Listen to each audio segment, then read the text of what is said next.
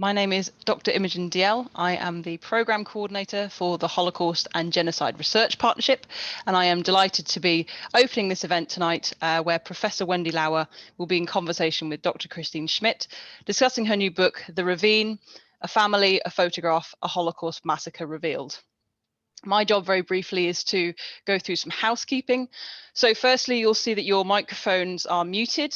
We will be taking questions via the chat feature only. So please do feel free to pop in any questions or comments you have, and these will be addressed mostly towards the end of the session. You will also see that we have closed captioning, automatic closed captioning on for purposes of accessibility. And the transcript will be available for anyone who would like a copy afterwards. This event is being recorded. If you have your camera on, don't worry, only the speakers' cameras will be shown whilst they're speaking, but feel free to turn your camera off if you would prefer. And an email will be sent round with the link to the YouTube recording, particularly for those who have registered but cannot attend this live event. In that email, we will also have a post-event survey. It would be great if you have 5 minutes to fill this out. This event is being hosted by the Wiener Holocaust Library, which is one of the partners of the Holocaust and Genocide Research Partnership. We're still quite a new initiative, so we'd love to hear your feedback on our events, things that have gone well, things that could be improved, and which other events you'd like to see in the future. One thing that we're going to be trialling this evening as part of our commitment to bridging the gap between academic knowledge and more public knowledge and understanding of the Holocaust and genocide is to use key terms and references and give some explanation to these, and also some links. So I'll be posting those in the chat as they come up. These will also be available on the description of the YouTube video afterwards when it's been uploaded. And finally, just to say, to find out more about the partnership, our activities and our events, please do visit our website. I will post the link again in the chat. It is hgrp.org.uk. Without further ado, I would like to introduce our speakers. So we have Professor Wendy Lauer, who is the John K. Roth Professor of History and Director of the Magrublian Center for Human Rights at Claremont McKenna College. She chairs the academic committee of the US Holocaust Memorial Museum. Her research and teaching focus on the history of genocide, the Holocaust, and human rights. Professor Lauer is the author of Hitler's Furies, German Women in the Nazi Killing Fields, which was a finalist for the National Book Award and has been translated into 23 languages. She will be in conversation with my colleague, Dr. Christine Schmidt, who is Deputy Director and Head of Research at the Wiener Holocaust Library in London, where she oversees academic outreach and programming. She earned her doctorate in history from Clark University in 2003. Her research has focused on the history of the International Tracing Service and early tracing efforts in Britain, post-war research and collection initiatives, the concentration camp system in Nazi Germany, and comparative studies of collaboration and resistance in France and Hungary. So without further ado, I will hand over to Christine.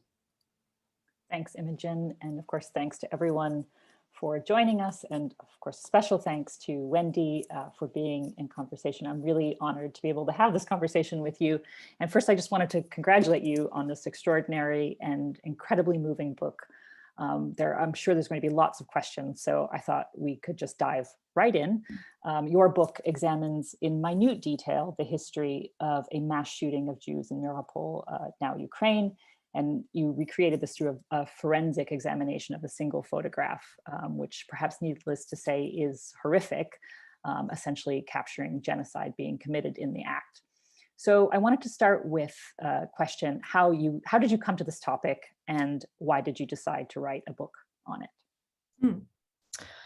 I'd like to answer that by actually showing the photograph, because I think that part of the argument is the power of the image and even the ethical kind of response to these kinds of images that I think should occur, as far as not just passing over them, not buying into the idea that we're desensitizing over time to this kind of imagery, but to become more kind of literate and to use these images as sources and as the beginning of a discovery process and a search. So I'd like to show the image, and as you mentioned, it's rather disturbing. That's the point in many ways. We're talking about genocide.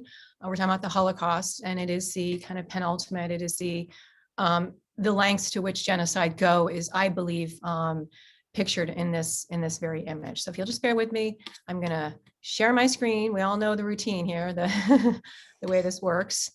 And I will pop this up. There's my desktop, a little crowded. And hold on, move this around. Okay, right from the start here. All right. So here's the image that came to my attention for the first time in 2009. It's an image that had been locked in the archives in Prague for decades, had not seen the light of day, and just really so striking in so many ways. I think whether or not you're a researcher in this field or even know the history, just coming across an image in which you can see a family, or at least a mother and child at first glance, at the moment of murder, being killed by these men in this kind of gang formation. So two journalists came to the United States Holocaust Memorial Museum in August 2009. And what's typical at a place like the museum in Washington, and probably the same for your institution in London, is that those who are conducting research, who are continuing to search in this history, will come to these institutions and bring this material and seek information. I happened to be in the archives that day. I wasn't actually living in Washington, although I'd been living there for 17 years. At the time, I lived in Germany and had come back to work on another case about pursuing a perpetrator who was still alive, an SS officer. So I happened to be there. And my colleague who works on Ukraine, and I worked on Ukraine for years, came up to me at the microfilm reader and said, "Wendy, you need to, I think you would be interested in seeing this photograph." This photograph was taken October 13th, 1941. This is the information we had to start with. It was taken in a town called Mariupol, Ukraine. It was taken by a Slovakian photographer. And that's the extent of what we had. And we had some testimony that the photographer had given about the image in 1958, which I will discuss in a moment. But for those of you who are looking at this now for the first time, it's very shocking, but I would imagine that you would also have some similar kinds of responses, and feel free to write in the chat what you think you're seeing and what questions arise as you look at this image. For me, I was taken by the shoes in the foreground. There's so much that we talk about in the history of absence and the history of memorialization and the way it is displayed, and trauma, and the resonance of that through these kinds of material objects that become metaphors, become kind of symbols of those who are no longer with us, who were victims of the Holocaust. And the fact that they're here in the foreground with these kinds of papers. And if you zoom in, we have the advent of digital technology now, so I could look and see that there were bullet casings kind of strewn, the litter of mass murder, if you want to call it, around the pit. The fact that it's in broad daylight, that the light is passing through these trees, and that's the camera, the aperture is open, is capturing this light from that moment. And this is representative of what we know of as the Holocaust by bullet. So these open air mass shootings, the mass murder that occurred outside the camp system, the killing centers of Auschwitz, Birkenau, Treblinka, Sobibor, what have you, those gassing facilities that murdered about half the victims, and seeing this view of the trees raises a lot of questions as far as what about those who were killed outside those facilities in the edge of their own hometowns, and how are they accounted for in the history, and what more can we discover? And the fact that it's occurring in these settings, that the geography really matters, not only the environmental history and what it does to the topography of these local towns, but that the history remains in these local communities in that way. That the killing itself, is a digging up the pits, using nature, putting nature to work, whether it's ravines or marshlands or what the Nazis were very deliberate in making the most of what was available to them as they stormed into these towns and carried out these massacres very rapidly, starting in the summer of 1941. And so here it looks like a ravine. The book is titled The Ravine, and there was a ravine in this town, which we can talk about later. But I did come to find out that this actually had been a pit that was dug by the victims and also by members of the local community, including young, girls were requisitioned to do that. But it's changing the landscape. And we know a lot about environmental history. It's another field that has been developing over the past decades. And to what extent can Holocaust history and research that we have been doing in this field intersect with some of the advances in environmental history and the use of nature here. And of course, the visible collaboration that you have an onlooker here, you have the Germans in their uniforms with their shiny caps, their visors. We can see their insignia. We can start to do detective work there and look at the markings and try to figure out what unit was there. Is it order police? Is it regular? Are they regular soldiers? And try to use the Nazi documentation to identify those perpetrators. They're standing next to these Ukrainians, shoulder to shoulder. So this is clearly an act of collaboration, not only an act of murder, but an act of collaboration. And it is indeed an action shot in the worst sense of the concept, because we see the smoke here that is rising above the victim's head and this halo formation, haloing kind of effect, which means that ballistics is part of the story here, and that's the kind of crime scene detective work that is part of how we do this research. When we talk about genocide and the Holocaust, we're effectively talking about a massive crime. So we can employ some of these tools as well. And absolutely really struck by the family, the image here of the mother or the woman bending over like this, holding the little boy's hand, the barefooted boy. She's got this polka dotted dress, her Mary Jane shoes, and she's trying to protect that child. I eventually would look at this more closely with zooming in and zooming out, and actually obtaining more of the prints in the archives, and could make out the trace of a child here. And so looking very closely at this image was also resulted in the discovery of another victim there in the center of the image. And what does this mean for this family? This is not how they wanted to be portrayed at the last moments of their lives. But so what is experience of a family in genocide? To what extent do the genociders focus on the family unit as a kind of ultimate biological root and branch destruction? So these were some of the things that came to my mind as I looked at this and studied this over time. And in fact, the chapters of the book are kind of organized around some of these themes. Thank you. So just even how you've presented this now, sort of strongly engages with this debate about looking at atrocity photography or looking at the suffering of others in photography. And as you talk about in your book, and obviously your book really effectively engages with Susan Sontag's argument about this, that it potentially breeds apathy or desensitization. And then your book also situates this within the history of the advancement of technology in photography. So this democratization, through the use of portable cameras, the Leica in 1925, and the Zeiss icon, which was what I think you mentioned was used in this case. When you set out to research this photograph and to do this, had you already formulated views about the purpose and role of photography as witness or evidence to the Holocaust and genocide, and how one should look at these, or about the ethics of looking? And did it change your views at all or strengthen them? Mm-hmm. I actually ended up reading quite a bit of literature that you referred to. So Susan Sontag, of course, her famous essays on photography, in which she points out this potential for desensitization. She's also very critical of the photographer, those who take these images, as basically that snapping of the camera as an act of non-intervention. So she kind of morally judges, in some ways indicts the photographer for not going in to rescue the victims, but standing back and even using the camera, the lens as kind of a filter, of a way of distancing oneself from the image.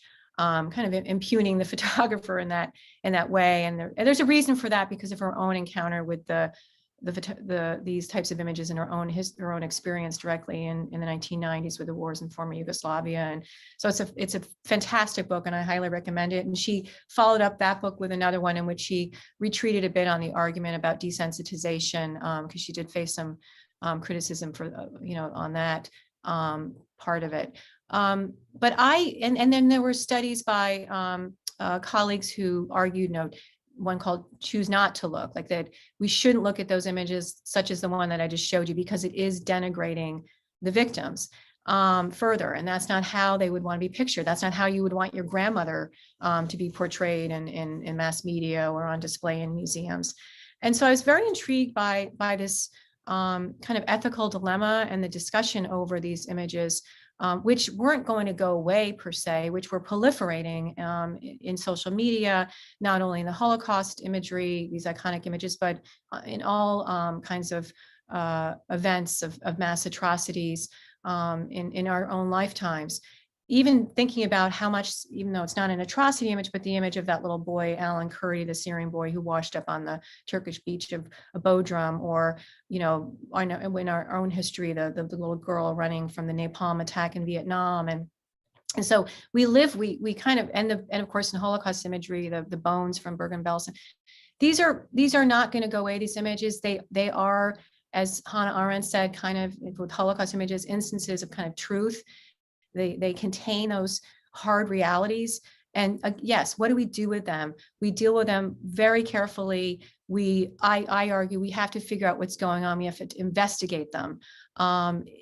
Isn't it incumbent on us, even for those victims, to try to restore their individuality?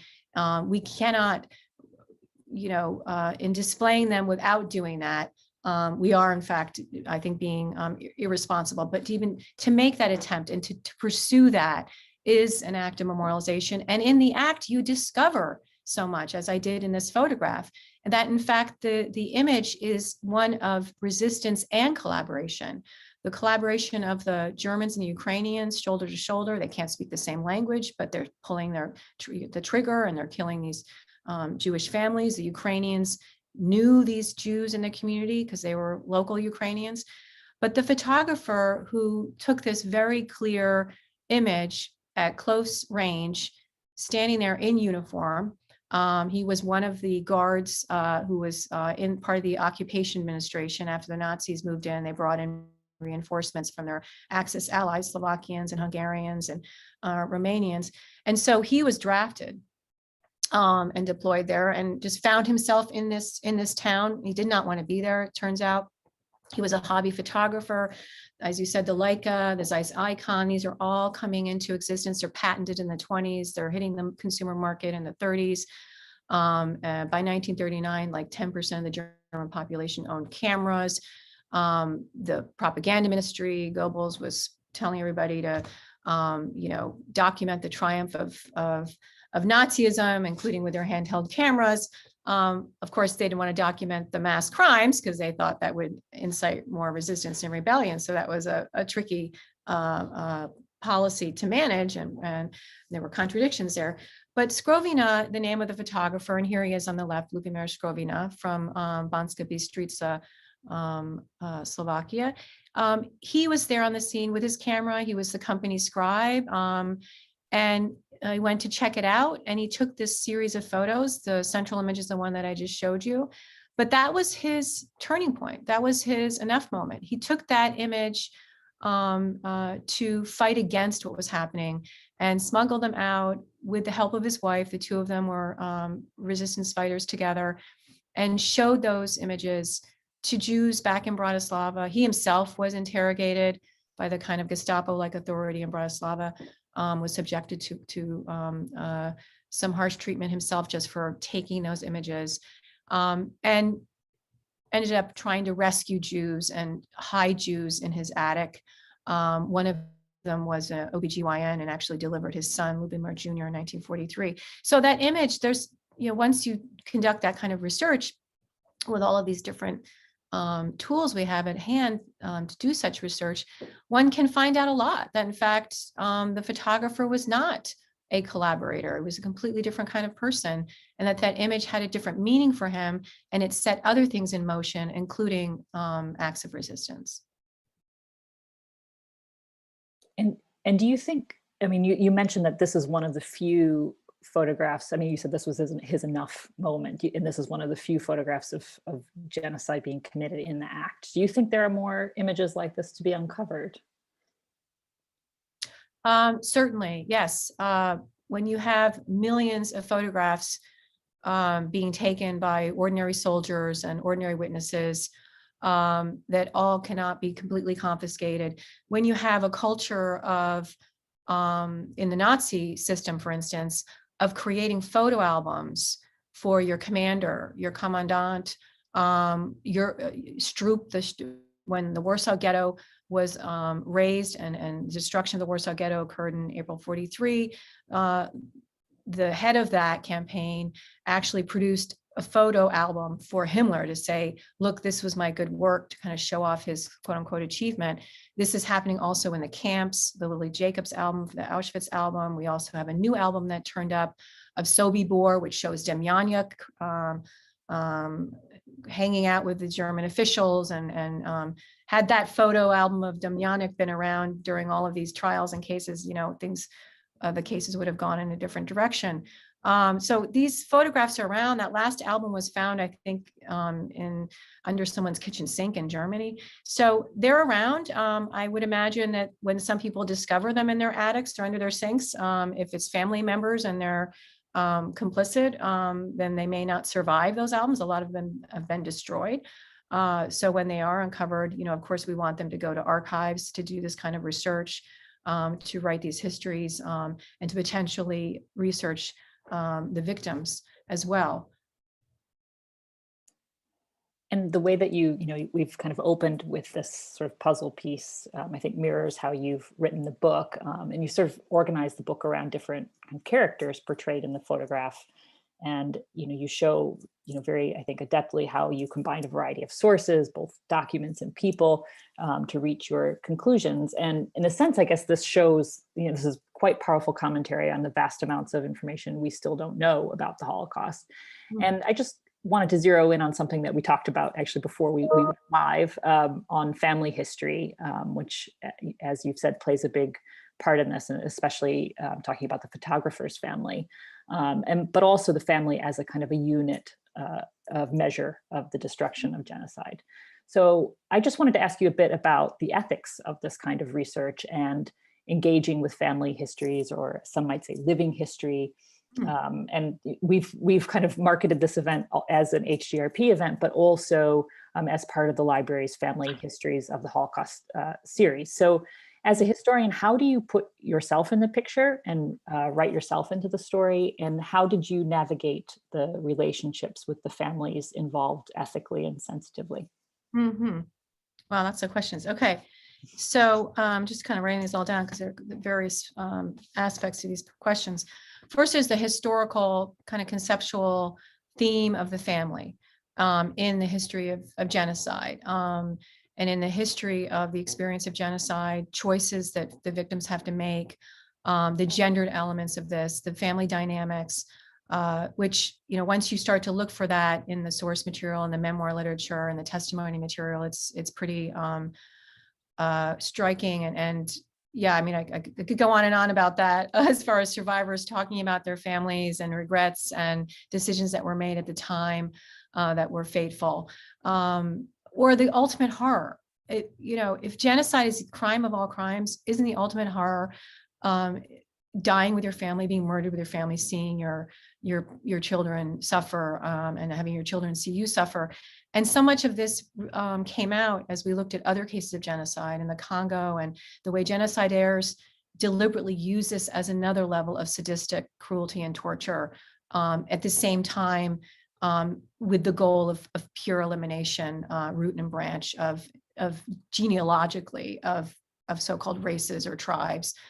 I mean, Hitler had said to one of his allies, his Croatian ally, in the summer of 41, when all of these big decisions were occurring and into the fall, that line had been crossed into physical destruction of the Jews.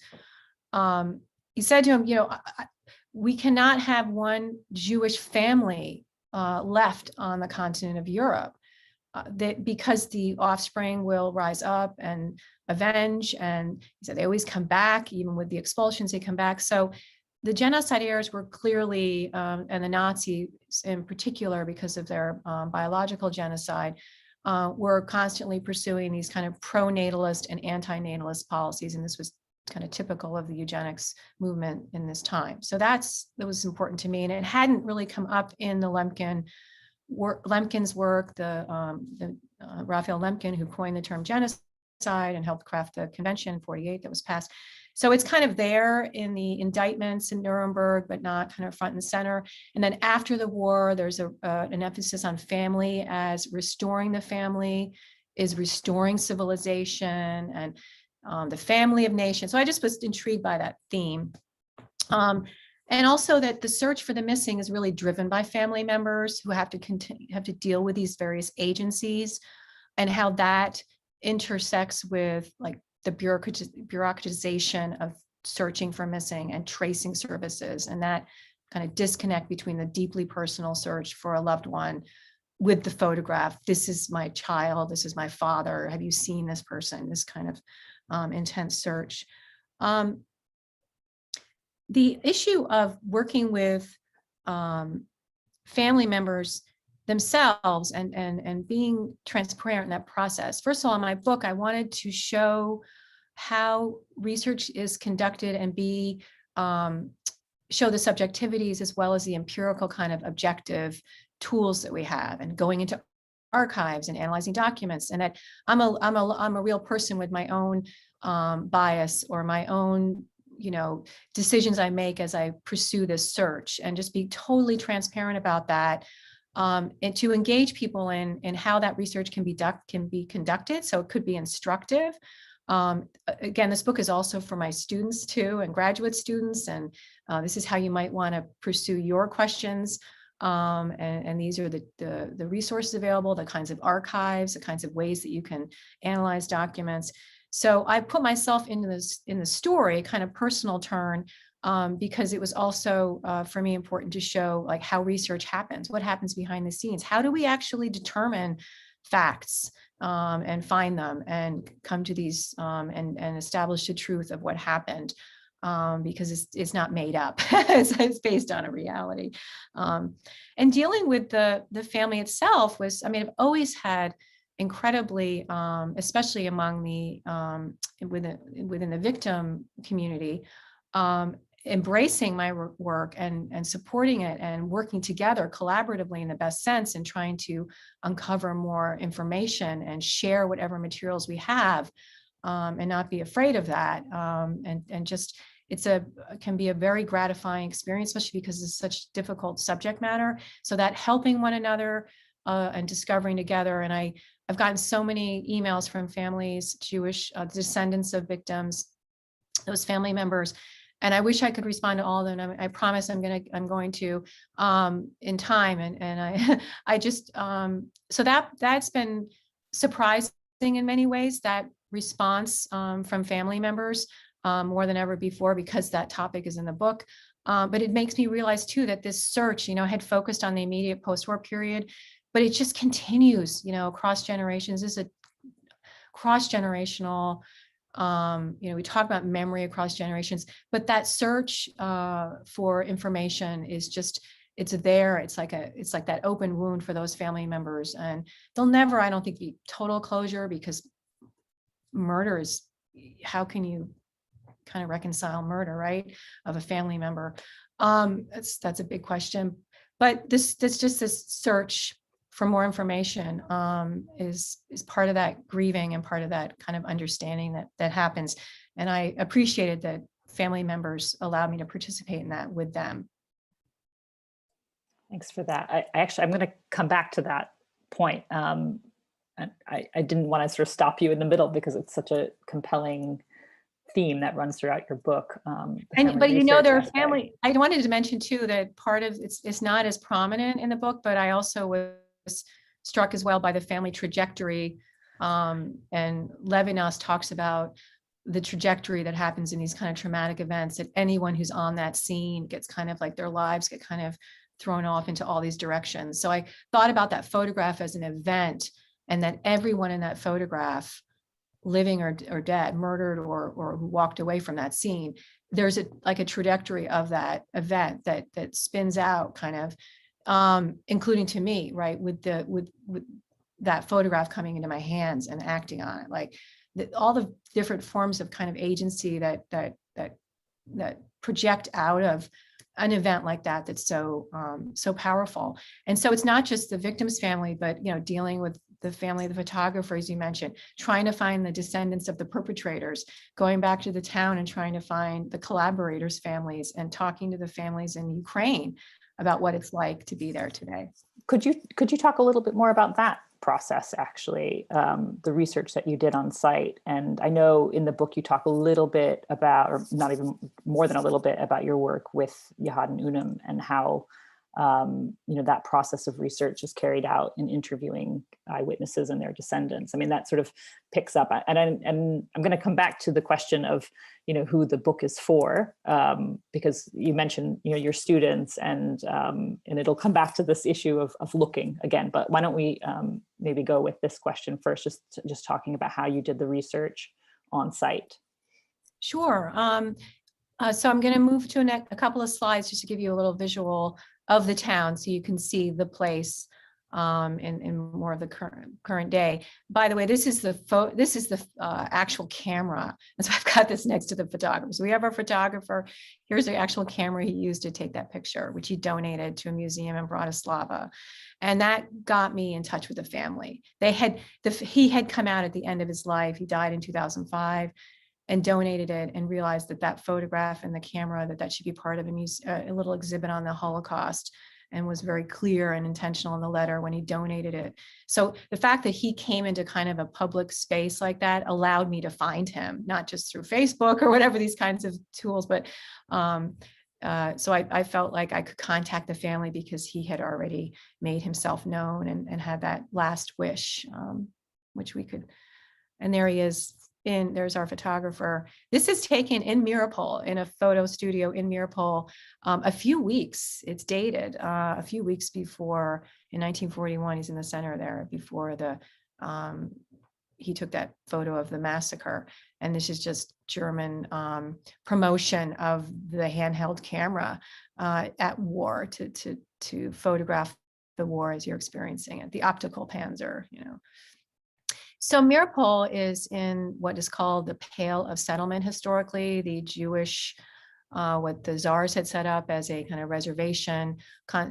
These were geographically restricting the Jews to this part of Ukraine. So when we talk about the Holocaust, victims of the Holocaust out in the Soviet Union, they're mostly victims from Ukraine, not Russia. Like 1 in 4 victims of the Holocaust resided in what is the borders of Ukraine today.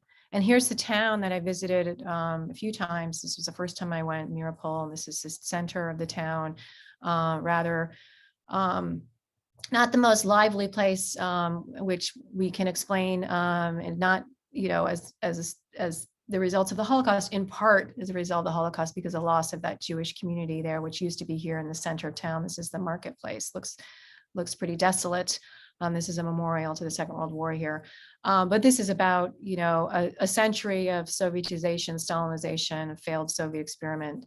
And then in the immediate post-Soviet period, the struggles of Ukraine today with the war with Russia, hyperinflation and whatnot. So it's a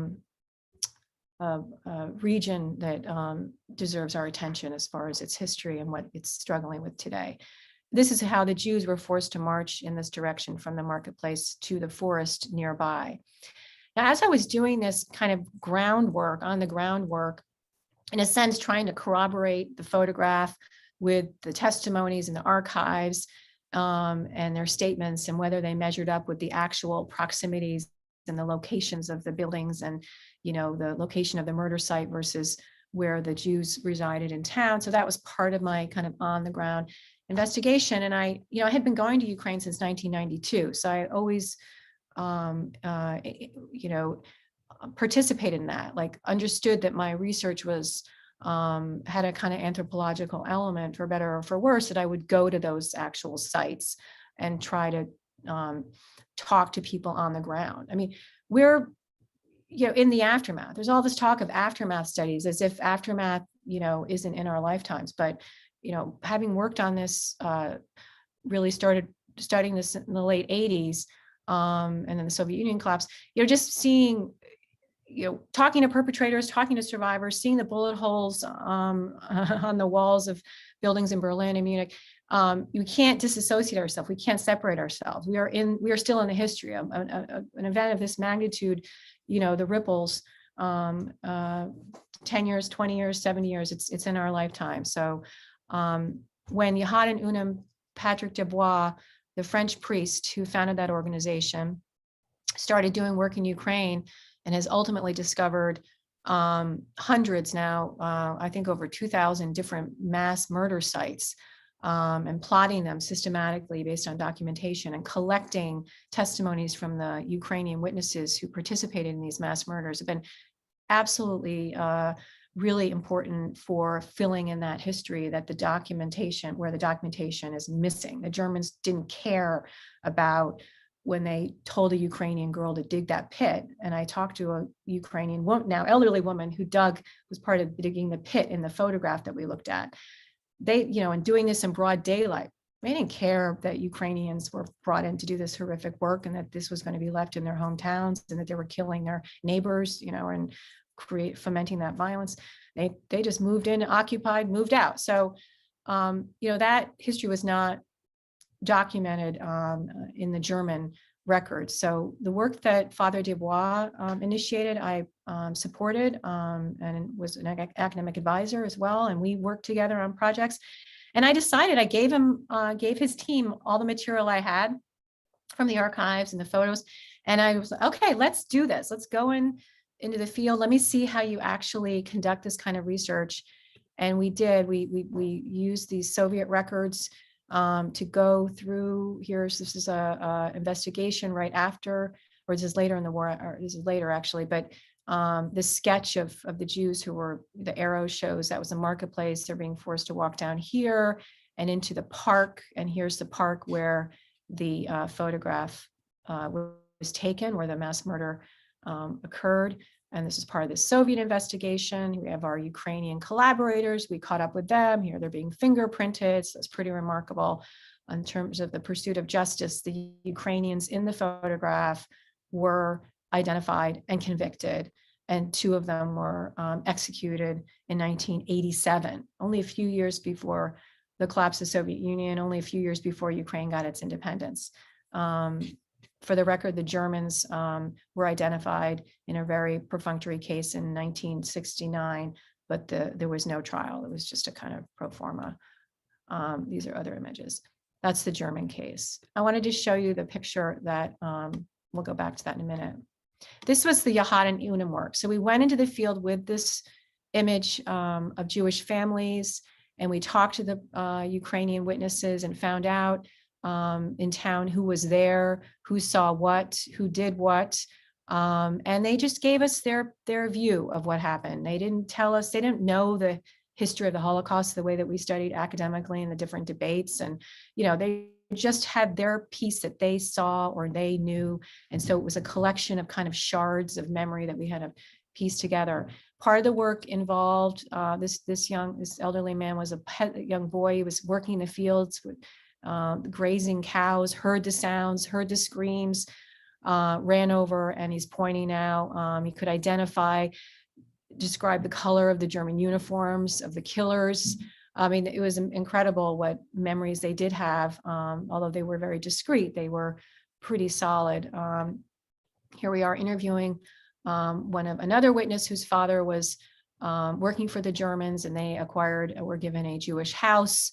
And she saw the destruction of the Jewish ghetto the night before.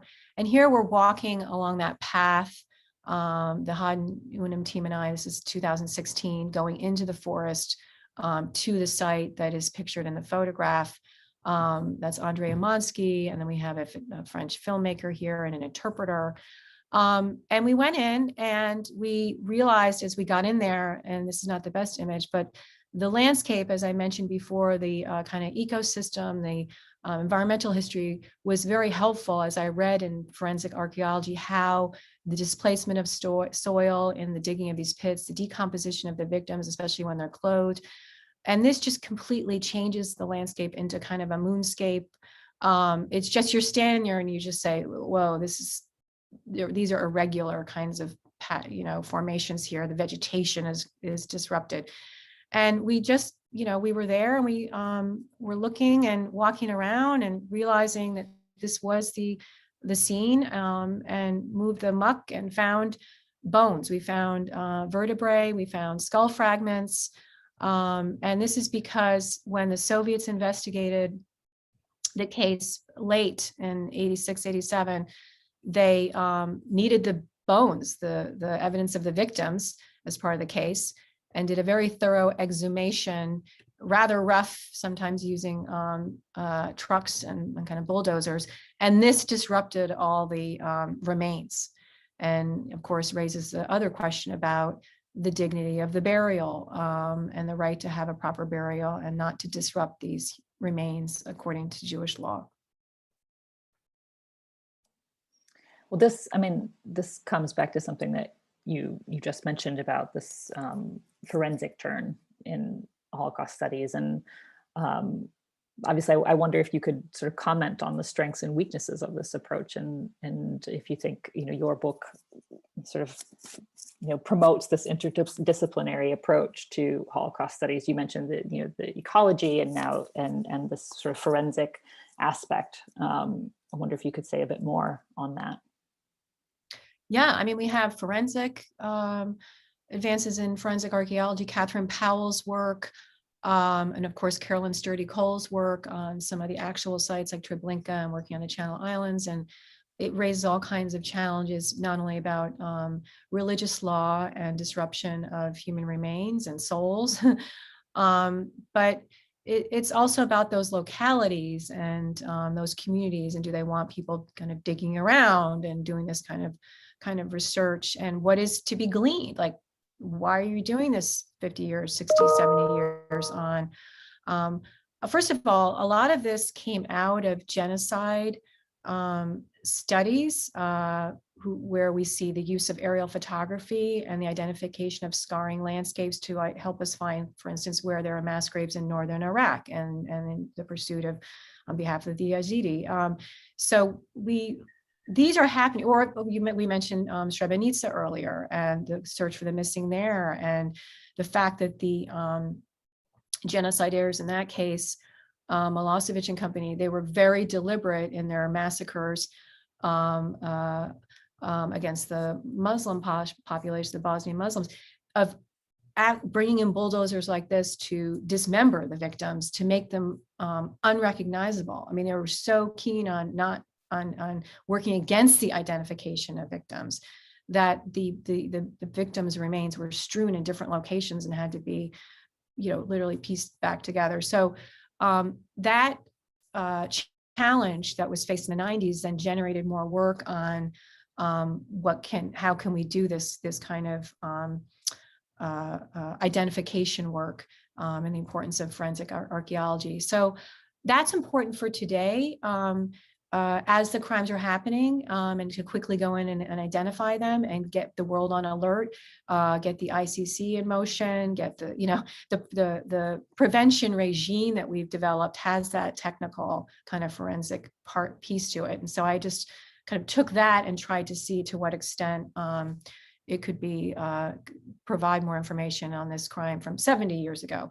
And these tools are being used in looking at the history of persecution of African Americans and slavery here in the United States, and finding human remains, the history of lynching. I think whatever, one argument in the book is whatever tools you have available to you in the pursuit of knowledge, one should involve and turn to others. I turn to the experts at different agencies, whether it's ballistics or forensic archaeology at the Smithsonian institutions, to reach out. It's a community, really.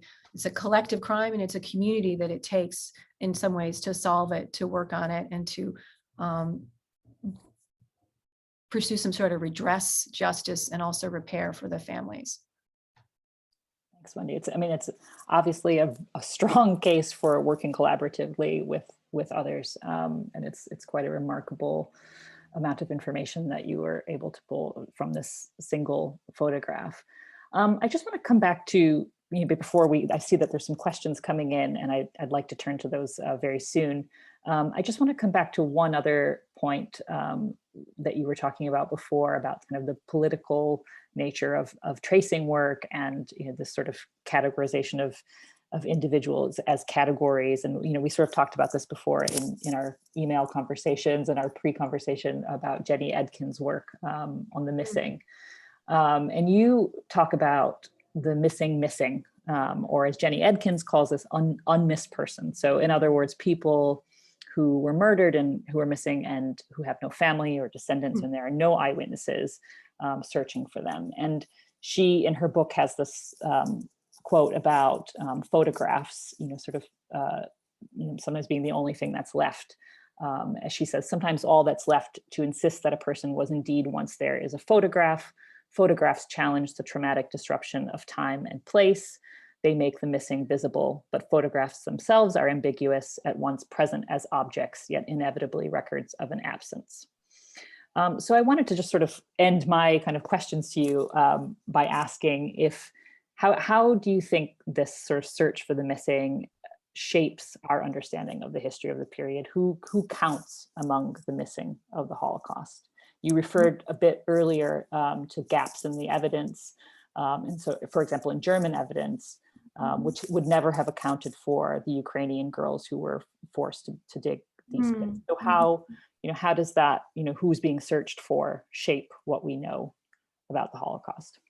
Yeah, that's such a great question, because there are all these absences and kind of blind spots, missing pieces, gaps, silences, taboos.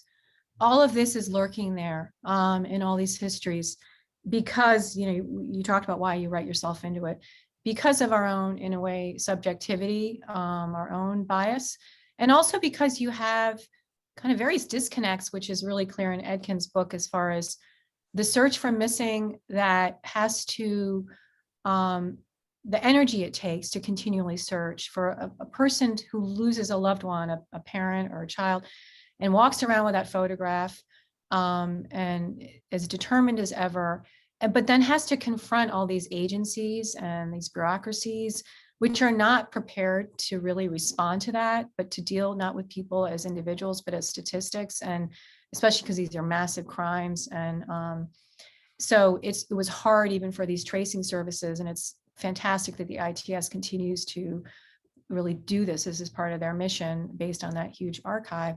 But you can even see in the history of the Holocaust and how that, people grow weary of those who are conducting these searches. Like, okay, there's always this kind of inclination to move on, and that's part of the Edkin's book as well. And why is that, the move on? Is it, she would argue, there's shame kind of associated with these histories as far as what we realize we're capable of doing and what happens, and there's guilt, and maybe we're complicit in some way, and it's just kind of like these tendencies to suppress. And obviously the genocide heirs are, they promote that entirely, and they're deliberately erasing the traces and obfuscating and impeding these kinds of investigations.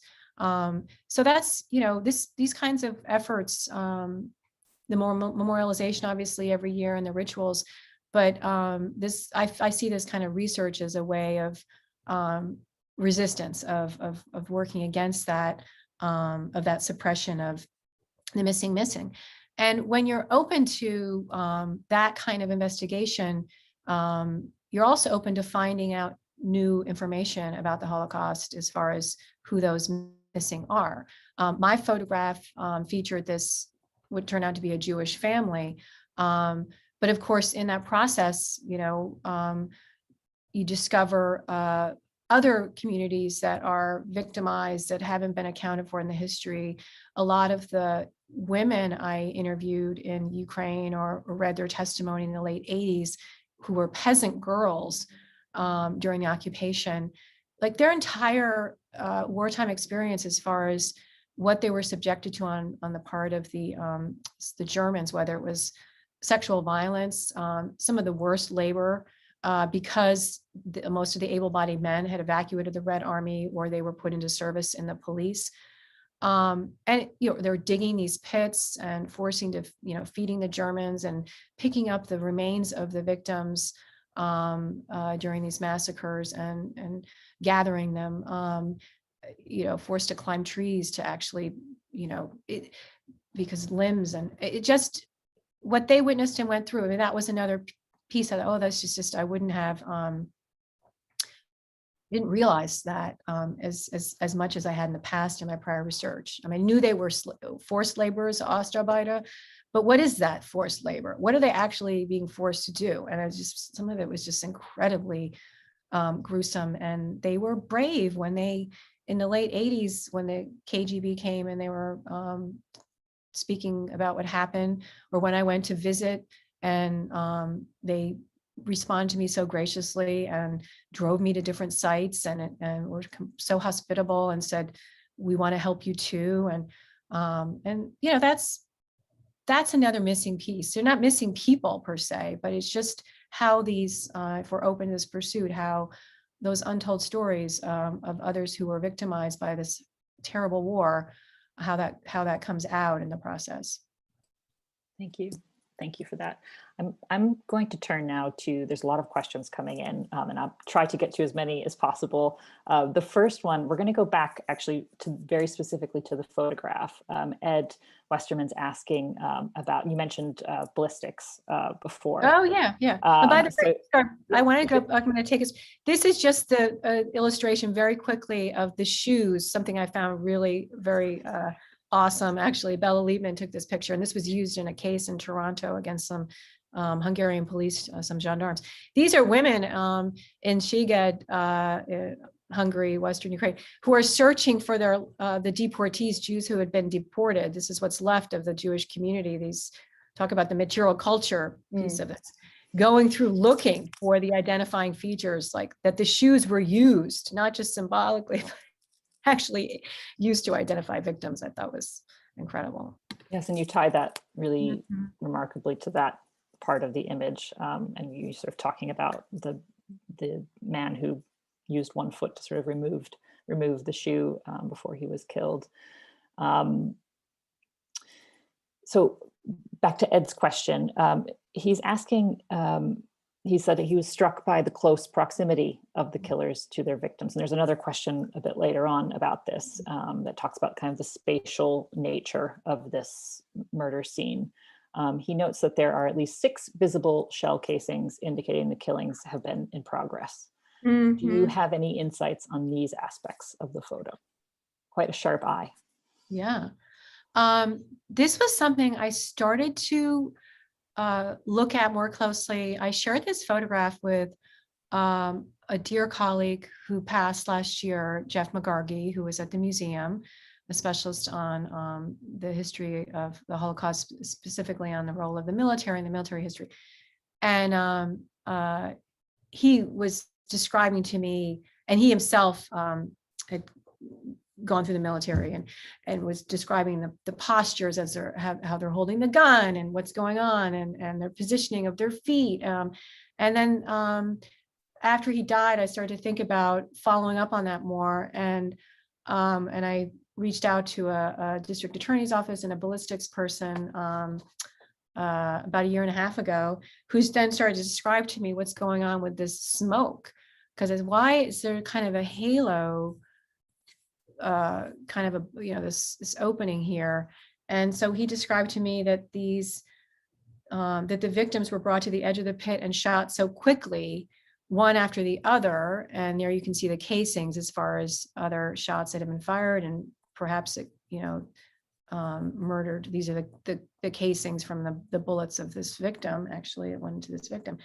Shot that one after the other, that the multiple muzzle blasts produced halos of smoke that are still hovering in the atmosphere.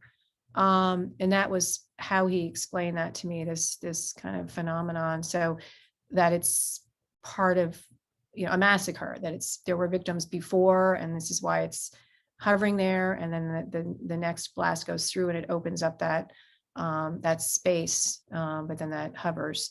So I don't know if this is the smoke, could very well be, it is the smoke from the previous victims. And if they're about to fire at this moment. So the sequencing there, I could not, tell you with more precision, but the smoke does indicate that they're not the only victims, and obviously the casings on the ground as well. And if Ed wants to add to that, I would be curious to learn from him as well. Thanks, Wendy. I'm just going to turn, in the meantime, if Ed wants to add something, to a couple questions about justice. And Rachel's asking about whether the German perpetrators were still alive when they were identified in the 60s. And I know you mentioned that there was just a sort of pro forma sort of reckoning. And then another person, Janice, asks, why did they escape trial? Doesn't the photograph constitute evidence of complicity in murder? So I wonder if you could talk a little bit more about that. Yeah, so this is the file. My colleague Andrea Monsky helped me find this in Ludwigsburg. This is a kind of archive, now a German federal archive in Stuttgart, where these post-war West German investigation records are collected, and one can go there and conduct research there. It's a good archive. And so what happened was, very quickly, I figured out that the killers were not regular police, order police, or regular German soldiers or SS. I studied their insignia, and I couldn't quite figure out what unit they were, but they weren't what we would typically think of as like Einsatzgruppen, the kind of main killers, shooters in the Holocaust by bullets, as it's called.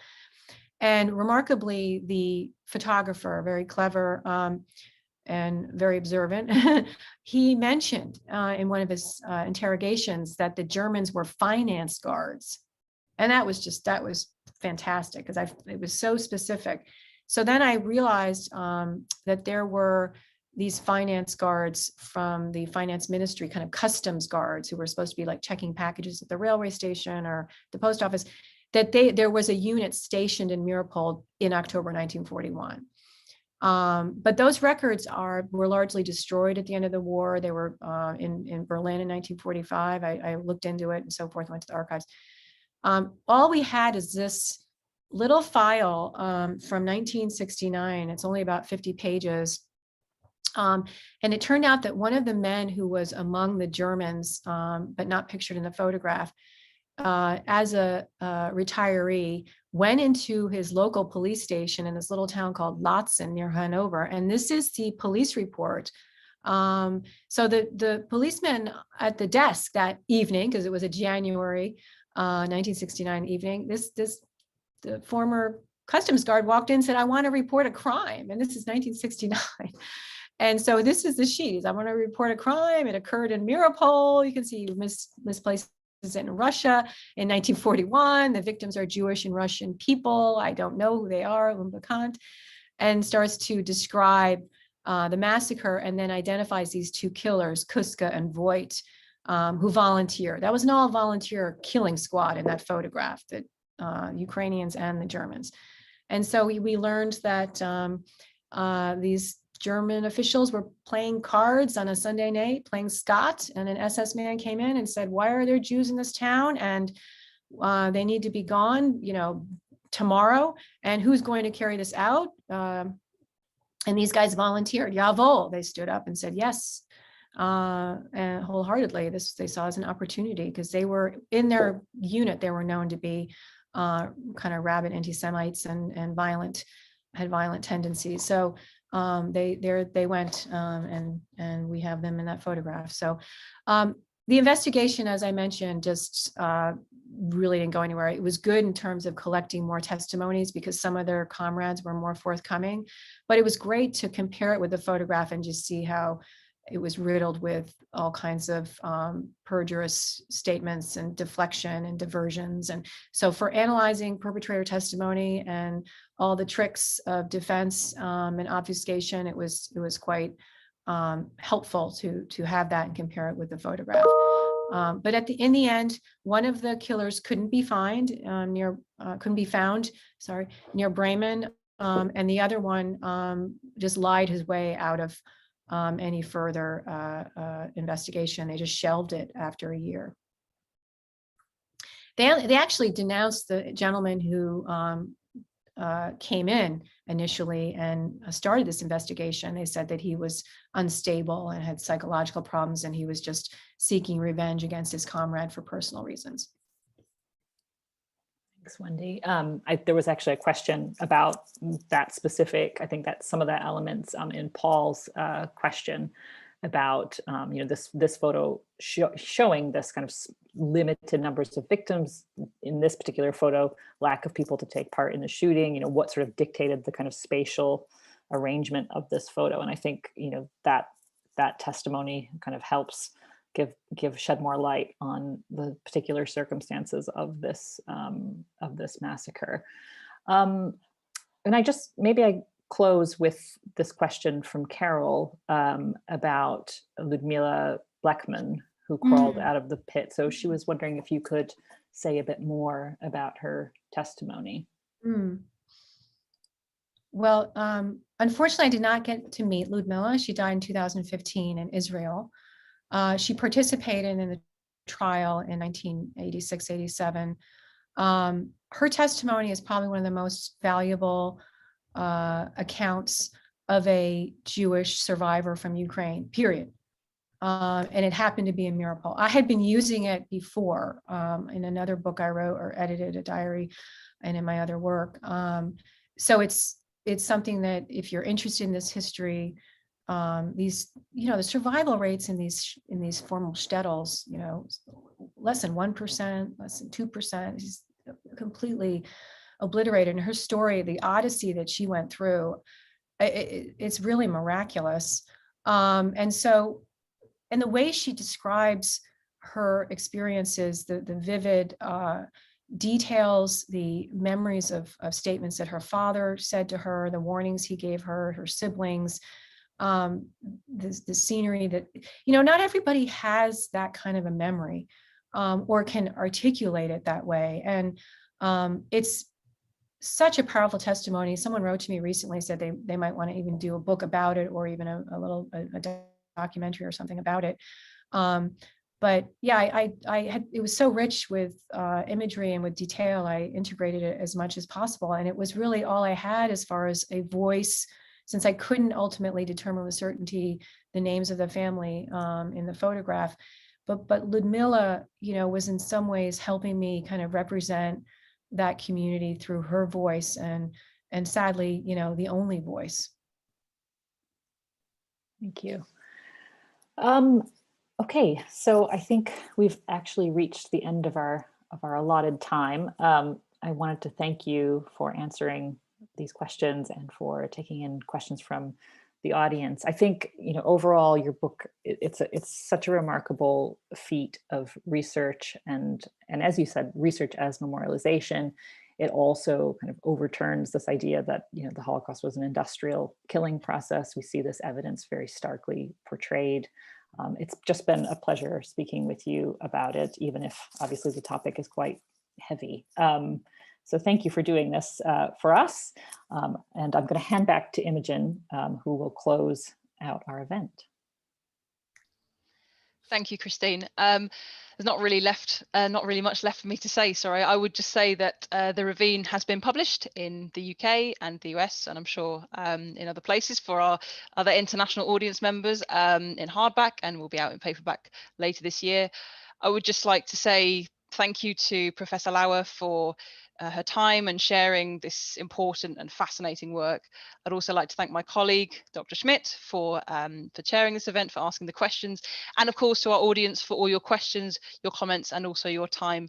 And we hope to see you at a future HGRP event. So take care, everyone, and have a good rest of the day. Thank you very much. Thank you. Thanks, Wendy. Thanks, Christy.